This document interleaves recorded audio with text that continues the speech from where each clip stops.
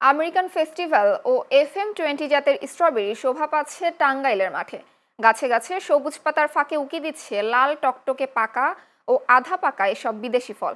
প্রথমবারের মতো এই ফল চাষ করে সফল হয়েছেন তরুণ কৃষি উদ্যোক্তা আব্দুল্লাহ আল মামুন। তার সফলতা দেখে উৎসাহিত হচ্ছেন স্থানীয় কৃষকরা। প্রতিনিধি মারুফ হোসেনের পাঠানো তথ্যচিত্রে বিস্তারিত ডেস্ক রিপোর্ট।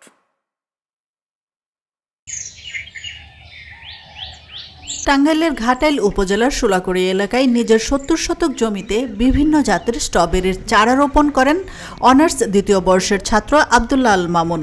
মাত্র ২ মাস ১৫ দিনের মধ্যেই পাচ্ছেন আশানুরূপ ফলন। প্রতিটি গাছে ঝুলছে টসটসে লাল পাকা স্ট্রবেরি। বিদেশি এই ফল চাষে তাকে সহযোগিতা করেন মা বাবা সহ পরিবারের সদস্যরা। শিক্ষার্থী আব্দুল্লাহ সফলতা দেখে স্ট্রবেরি চাষে এগিয়ে আসছেন স্থানীয় কৃষকরাও।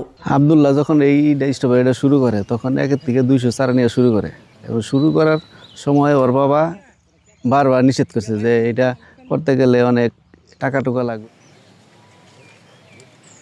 এটা সেপ্টেম্বর অক্টোবর থেকে চাষ করে ৩ মাসের মধ্যে রেজাল্ট আসে। যদি ফলন ভালো হয় তো আসলে পিছনে ফিরে তাকাতে হয় না।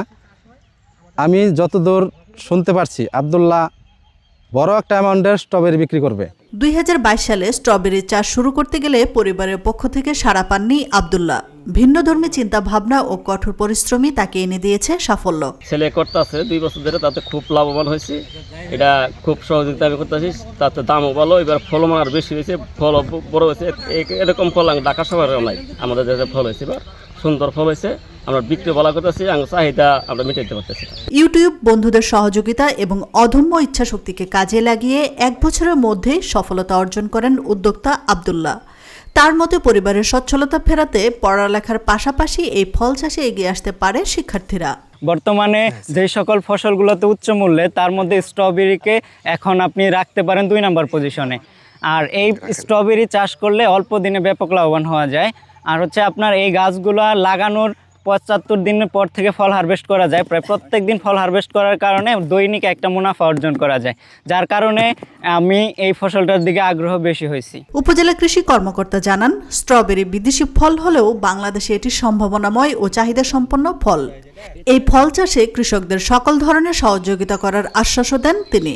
আমাদের সাগরদিঘি ইউনিয়নের সোলাকুড়া গ্রামে আব্দুল্লাহ আল মামুন নামে একজন তরুণ উদ্যোক্তা স্ট্রবেরি চাষ করেছেন। উনি মানে ভালো লাভবান হচ্ছেন, এবং ওনার দেখা দেখি অন্যান্য কৃষকরাও স্ট্রবেরি চাষের প্রতি আগ্রহ জানাচ্ছে। আমাদের কৃষি বিভাগ সার্বিকভাবে যদি এই ধরনের কোনো উদ্যোক্তা স্ট্রবেরি চাষ করতে চায়, আমরা কৃষি বিভাগ সার্বিকভাবে তাদের পাশে আছি। পুষ্টিকর ও উচ্চমূল্যের স্ট্রবেরি চাষের সম্প্রসারণ ও বাজার সৃষ্টি করা গেলে দেশের কৃষকদের জন্য নতুন সম্ভাবনার দ্বার উন্মোচন হবে বলে মনে করেন কৃষি সংশ্লিষ্টরা।